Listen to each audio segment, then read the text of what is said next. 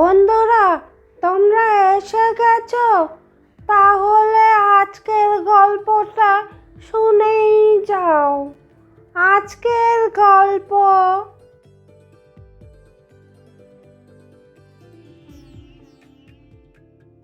ইদানিং গোপাল মাঝে মাঝেই খুব কিপটাপনা করছিল। একদিন বারান্দায় বসে গোপাল মুড়ি খাচ্ছিল। হঠাৎ তার স্ত্রী বলে উঠল, আজকাল দেখছি তুমি খুব কিপটাপনা করছো। বলি, মরলে কি সঙ্গে নিয়ে যাবে?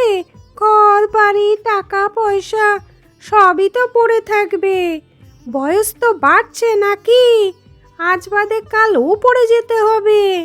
একটু খরচাপাতি করো, মরার আগে একটু অ্যাশ করে যাই। গিন্নির কথা শুনে গোপালের টনক নড়ে। তখন গোপাল মনে মনে চিন্তা করতে থাকে, তাই তো, গিন্নি তো কথাটা ঠিকই বলেছে। আমারও তো বয়স বাড়ছে, আমাকেও তো একদিন ওপরে যেতে হবে। তবে কবে যাব সেটা তো জানি না। তার আগেই পয়সা কড়ি সব খেয়ে উপর করে বসে থাকবো, তা কি হয়? এ হলো মেয়ে ছেলের বুদ্ধি। না না, আমিও এত তাড়াতাড়ি মরতে চাই না। আমারও মৃত্যুকে খুব ভয় করে। তার চেয়ে বরং অমৃতের মতো যমরাজের তপস্যা করি, যমরাজকে প্রসন্ন করে বর চেয়ে নিই। তাহলেই আমি অনেক বছর বাঁচব। একবার আমি বইয়ে পড়েছিলাম, পুরাকালে যমুনা নদীর তীরে অমৃত বলে এক ব্যক্তি থাকতেন।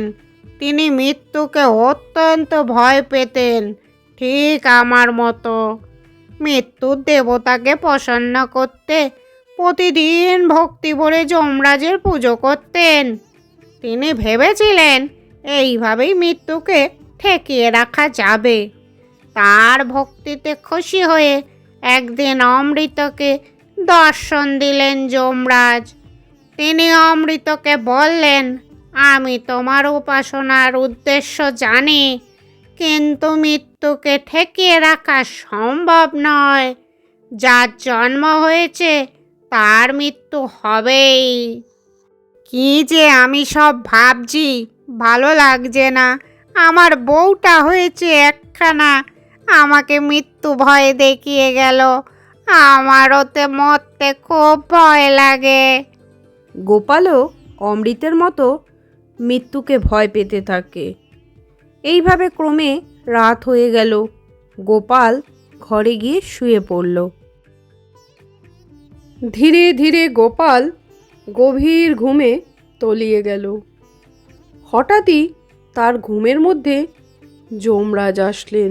স্বপ্নে যমরাজ গোপালকে বলতে লাগলেন, কি হে গোপাল, খুব তো মৃত্যু ভয়ে ভীত হয়ে গেছো। তুমি কি ভেবেছো জন্মেছো আর মরবে না? মৃত্যু তোমার হবে না? তা কি কখনো হয়? যে জন্মেছে তাকে মরতে হবেই, এটাই প্রকৃতির নিয়ম। তুমি এতটাই ভয়ে ভীত যে আমার কথা ভাবতে ভাবতে আমাকেও স্বপ্নে টেনে আনলে।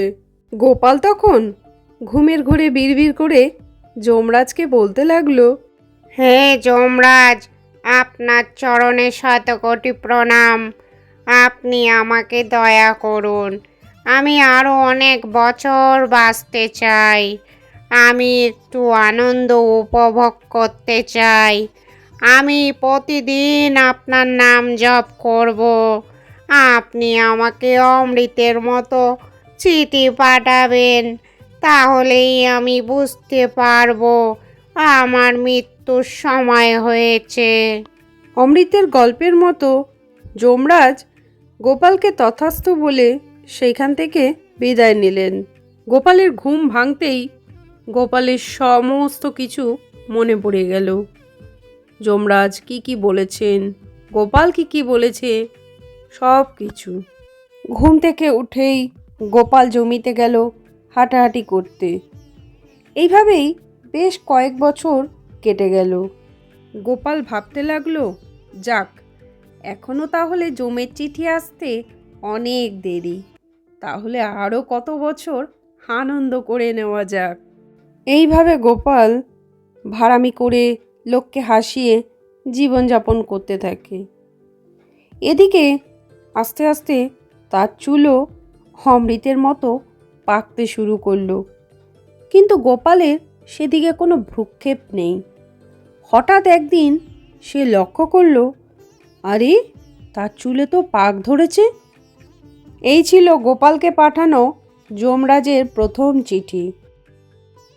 আরও 2-1 বছর যেতে না যেতেই গোপালের সব দাঁতও পড়ে গেল। সেটা ছিল যমের দ্বিতীয় চিঠি। গোপাল তখন খুব দুঃখ মনে তার স্ত্রীকে বলতে লাগলে, ওগো গিন্নি, আমি এবার সত্যি সত্যি মরতে চলেছি। জমের পাঠানো 2টো চিঠি এসে গেছে, আর 2টো আসলেই আমি ঘাটে যাব। তখন তুমি শান্তিতে থেকো। তখন আমার যত জমানো টাকা পয়সা আছে তা দিয়ে তুমি ভালো করে ऐश করো। ও মা, কি যা তা বলছো তুমি? তুমি কি রাজবাড়ি থেকে ভাং খেয়ে এসেছো নাকি?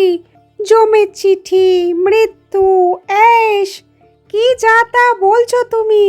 তোমার কি মাথা টাথা খারাপ হলো নাকি? আমার মাথা খারাপ হয়নি, আমি ঠিকঠাক বলছি। জমের দেওয়া প্রথম চিঠি হলো আমার মাথার সব চুল পেকে গেছে, আর দ্বিতীয় চিঠি হলো আমার দাঁতও সব পড়ে যাচ্ছে। এবার জমের তৃতীয় চিঠি আমার চোখের দৃষ্টি হারাবে, আর চতুর্থ চিঠি আমার চলাফেরা ক্ষমতাও চলে যাবে। তারপরেই আমি ঘাটে যাব। জানো গিন্নি, আমি একটা গল্পে পড়েছিলাম অমৃতের কথা। সে মৃত্যু ভয়ে ভীত ছিল, তাই যমরাজকে প্রসন্ন করে। যমরাজ তাকে 4টি চিঠি দেয়, কিন্তু সে বুঝতে পারেনি। কিন্তু আমি বুঝে গেছি। 2 দিন আগে আমার স্বপ্নে যমরাজ এসেছিল, আমাকে তথাস্তু বলে চলে গেছে। আমার 2টো চিঠি এসে গেছে, চুল পাকা, দাঁত পড়া, আর 2টো আসলেই আমি মরে যাব। প্রাকৃতিক নিয়মে জমের পাঠানো 4টি চিঠি প্রত্যেকটা মানুষের জন্যই নির্ধারিত, অর্থাৎ জন্ম যখন হয়েছে মরতে তখন হবেই। শুনলে তো তাহলে গোপাল ভাঁড়ের গল্প? কেমন লাগলো একখান কমেন্ট করে আমায় জানিও কিন্তু। আর ভালো লাগলে একটা লাইক করে দিও। আর এরম ভিডিও দেখার জন্য আমার চ্যানেলটাকে সাবস্ক্রাইব করে দিও।